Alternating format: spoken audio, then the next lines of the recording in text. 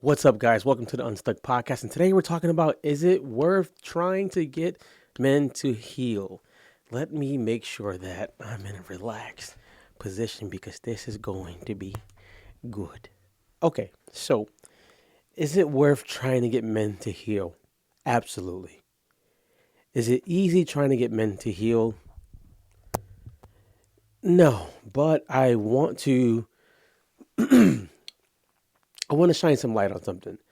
When we think about healing, apart from society, we often skip the part that healing is a journey, right? It's not a one-time thing. Healing is also something that has to be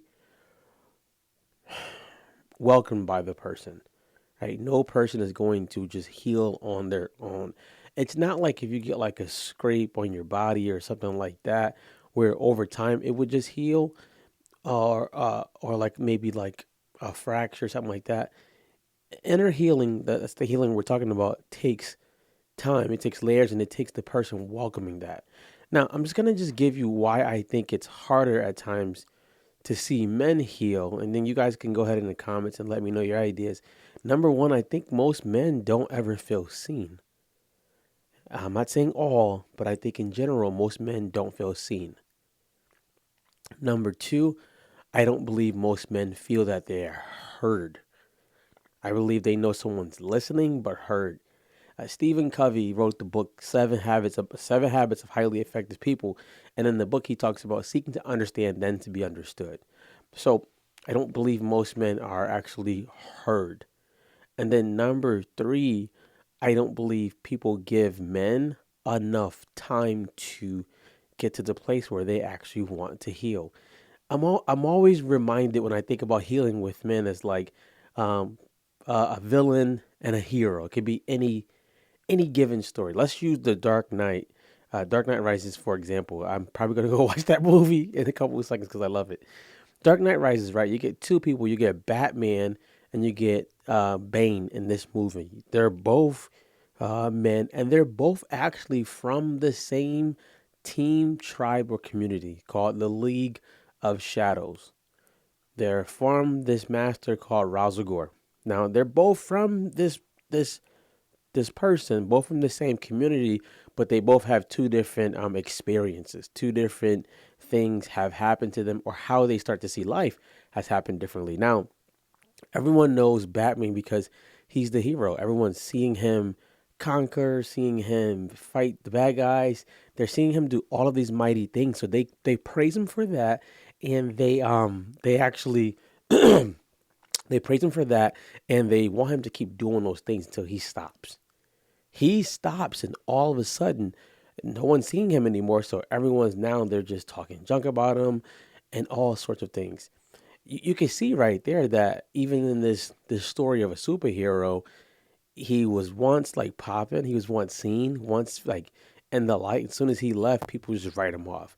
I believe that happens with men a lot with like jobs and things they were good at. If you listen to men who are former athletes talk a lot, they usually talk a lot about what they did in high school as athletes. I was a former D1 person. I was dunking when I was nine, all sorts of things. Now, on the flip side, also with Batman, he's also Bruce Wayne. Bruce Wayne, as soon as he goes broke and he stopped giving to charity, no one sees him anymore, no one hears from him anymore, and he becomes like this isolated figure who no one even cares about anymore. I believe men face that too.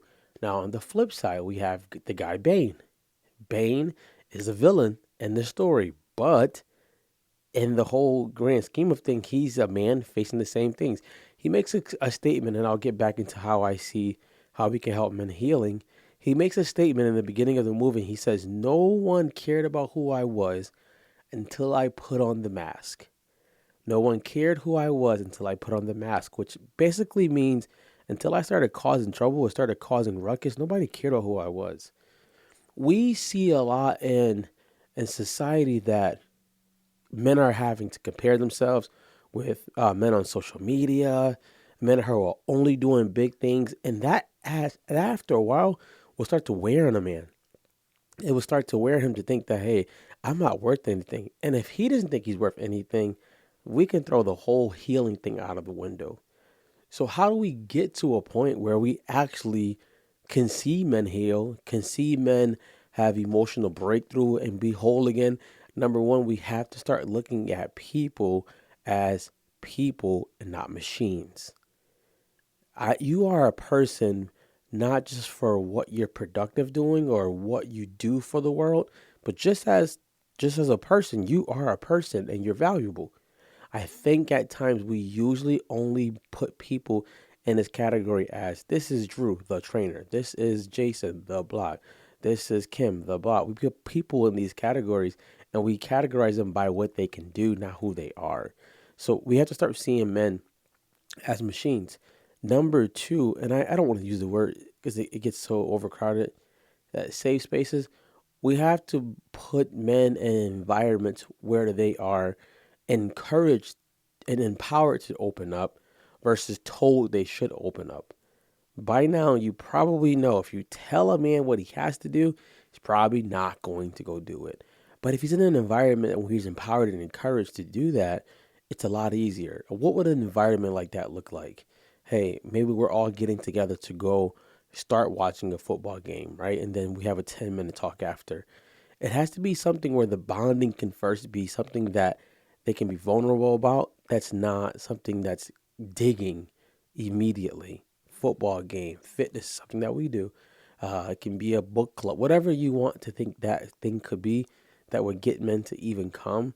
That starts it, right? They're not gonna just come and automatically tell you they hate their father. They feel bad because of what happened in their childhood. That's not going to happen immediately. So, number one, we have to start looking at men as people, not machines. Number two, we have to start creating empowering environment and encouraging them to open up, right?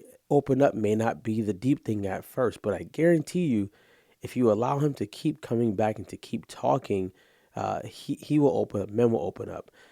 Number three is one I learned recently is do it in smaller groups. We're sometimes drawn to big crowds, and nothing's wrong with a big crowd, but I think sometimes we forget that maybe two or three men together may be powerful. Maybe 1 to 3 men just talking about life, doing a little bit of life together.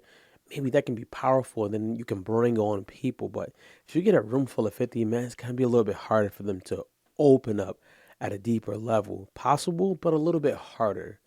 Now, I'm going to say, of course, it's easier to help a younger man, probably easier than an older man. But what do we want to do? Just throw the older man out? No, we want to be able to help both of them. That can be through various ways, like games, hobbies. Uh, Fishing used to be one for a lot of men. A lot of men like football games. Whatever it is to bring them to start being vulnerable in the good parts of their lives, I believe strongly it would open up them to be vulnerable about the harder areas of their lives. But there's hope. There's definitely hope.